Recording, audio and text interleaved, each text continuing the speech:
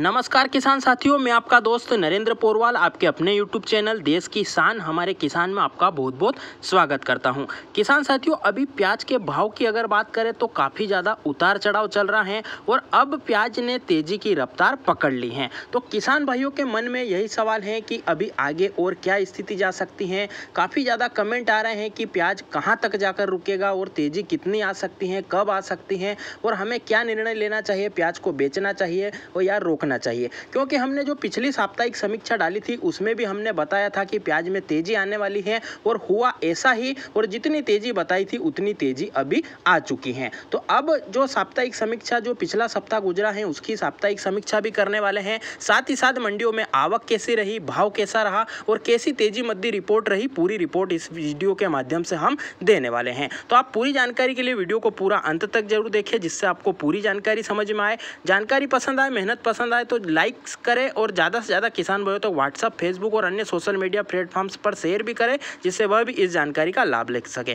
खेती से संबंधित, मंडी भाव से संबंधित सभी जानकारियां जल्दी से जल्दी प्राप्त करने के लिए चैनल को लाल बटन दबाकर सब्सक्राइब करें और पास में लगा घंटी का बटन भी जरूर दबा दें। तो आइए जानकारी शुरू करते हैं। किसान साथियों, जानकारी शुरू करें उससे पहले किसान भाइयों के लिए एक सूचना है, क्योंकि हम मंडी में जाते हैं और मंडी में किसान भाई काफ़ी ज़्यादा अच्छी क्वालिटी के प्याज लाते हैं जिनका भाव काफ़ी अच्छा मिलता है, जबकि कुछ किसान भाइयों का प्याज काफ़ी हल्का होता है, जबकि दोनों ने मेहनत सेम की होती है और सेम खर्चा किया होता है। उसके बाद भी क्वालिटी का डिफरेंस काफ़ी होता है, जिससे कि उत्पादन और भाव पर काफ़ी फर्क पड़ता है और दोनों का मुनाफा अलग अलग रहता है। तो किसान भाइयों, अगर आप भी अच्छी क्वालिटी के प्याज के बीज की तलाश में हैं तो आपकी तलाश यहीं पर पूरी होती है, क्योंकि महाराष्ट्र के उन्नतशील किसान हैं गणेश जी राजपूत, जो कि पिछले 10 वर्षों से प्याज के बीज की खेती करते आए हैं और इस वर्ष भी उन्होंने काफ़ी अच्छी क्वालिटी का प्याज बीज तैयार किया है, जो कि वह किसान भाइयों को उपलब्ध उचित रेट पर अच्छी क्वालिटी और गुणवत्ता वाला प्याज बीज करवाना चाहते हैं।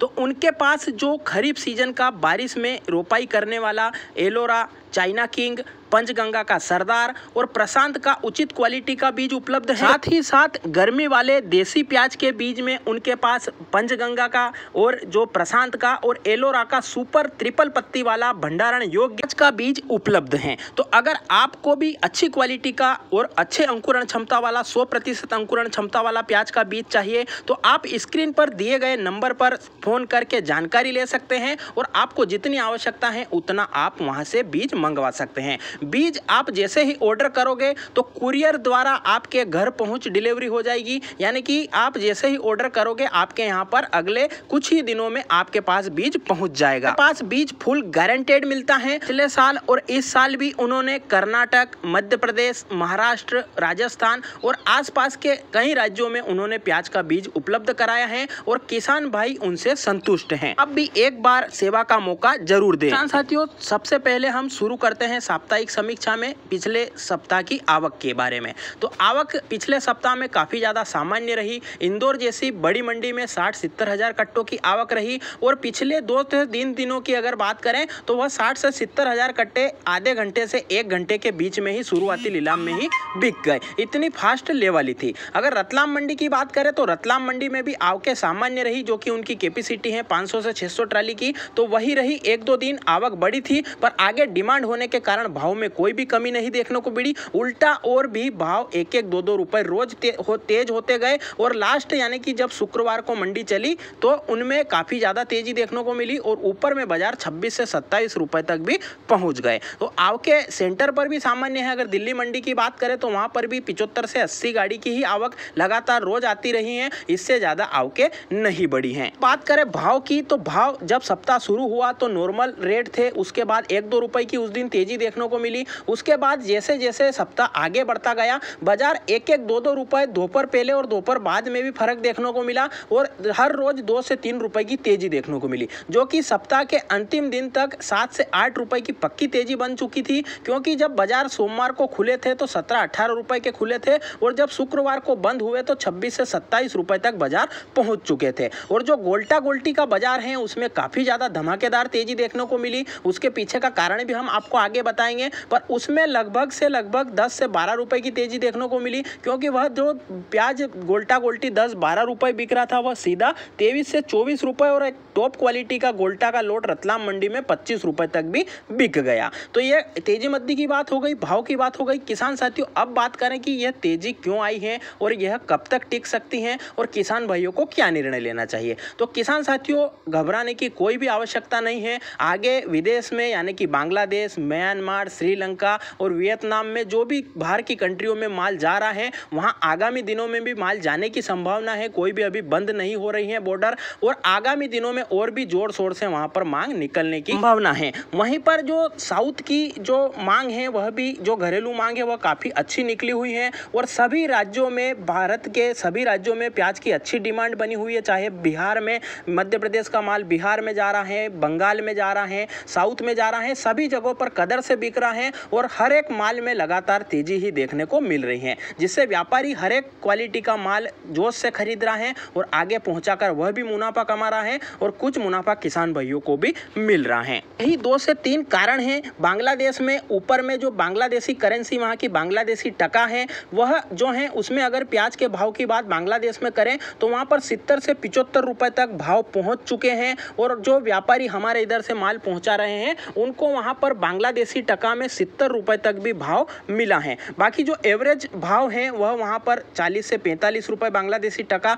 सभी मालों का मिल रहा है। बाकी ऊपर में काफी ज्यादा अच्छा जोश वहां पर देखने को मिल रहा है, इसीलिए व्यापारियों ने जोश के साथ में खरीदी की और काफी ज्यादा अच्छे भाव जो हैं इस पिछले सप्ताह में हमें देखने को मिले। बड़े माल में और छोटे माल में काफी कम अंतर देखने को मिल रहा है। उसके पीछे भी यही कारण है कि बांग्लादेश माल जा रहा है, अधिक मात्रा में जा रहा है, उसकी वजह से वहां पर जो छोटा माल जाता है उसकी वजह से वहां ज्यादा डिमांड है, और बड़े माल में भी अच्छी डिमांड है पर उसकी मुकाबले कम डिमांड देखने को मिल रही है। इस वजह से बड़े माल में और छोटे माल में हमें भाव समान ही देखने को मिल रहे हैं, कोई ज्यादा 1-2 रुपए के अलावा ज्यादा फर्क देखने को नहीं मिल रहा है। भले माल छोटा हो और अच्छी क्वालिटी, अच्छे पर्दे वाला, बिना दाग वाला माल है तो वह भी बड़े माल के मुकाबले ही बिक रहा है, और लगातार जो तेजी ज्यादा बनी वह गोल्टा गोल्टी साइज में ही देखने को मिली है। बात हो गई पिछले सप्ताह की साप्ताहिक समीक्षा की, तेजी मद्दी की और आवक की। अब बात करें आगे क्या होने वाला है, क्योंकि किसान भाइयों के मन में लगातार उत्सुकता है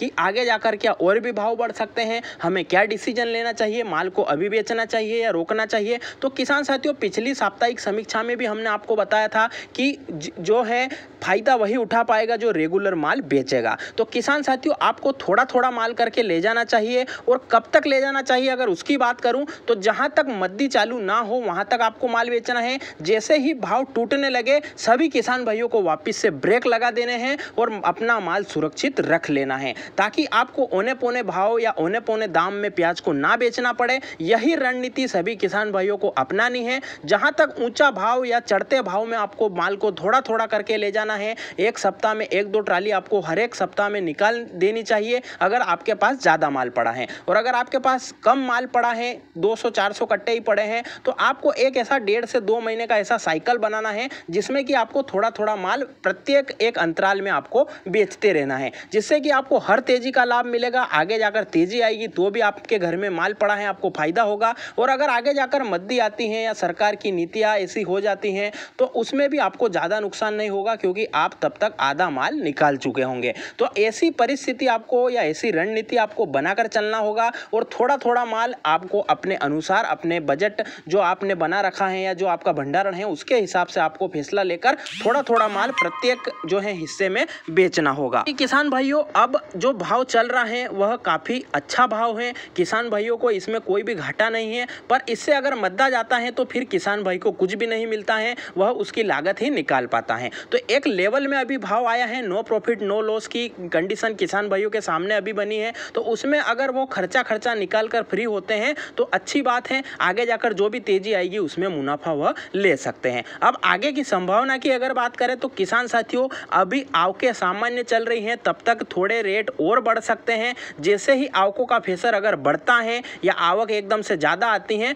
तो 2 से 3 रुपए का करेक्शन भी देखने को मिल सकता है, और अगर आवकें और भी कम अगर पड़ती हैं तो 2 से 3 रुपए का सुधार भी हो सकता है। तो यह हम किसान भाइयों के हाथ में ही है कि हमें क्या निर्णय करना है, क्योंकि अगर आवकें सीमित रखेंगे तो भाव बढ़ने की जरूर संभावना है और पक्के से अगले सप्ताह तक ही भाव और भी बढ़ सकते हैं। और अगर आवकें ज़्यादा आती हैं तो फिर भाव में हमें 2 से 3 रुपए की करेक्शन भी देखने को मिल सकती हैं, जो कि लाजमी है। और किसान साथियों, ज़्यादा लंबी करेक्शन भी नहीं होगी। अगर भाव टूटते भी हैं तो फिर वापस से सुधार आगे जाकर जरूर आएगा। किसान भाइयों को अभी 2 से 3 मौके और मिलने वाले हैं, इसलिए घबरा कर पूरा माल भी आप ना बेचें और पूरा माल रोक कर भी ना रखें, क्योंकि जो साउथ की फसल है वह भी काफ़ी कम मात्रा में अभी तक लगी है। अभी रोपाई उसकी लेट हो रही है। साथ ही साथ महाराष्ट्र का प्याज भी इस वर्ष काफ़ी तेजी से निकला है और खराब भी हो चुका है। तो वह भंडारण में भी काफ़ी कम प्याज है महाराष्ट्र में, वहाँ की रिपोर्ट भी आई है। साथ ही साथ अलवर में जो प्याज की रोपाई अगेती फसल की होती है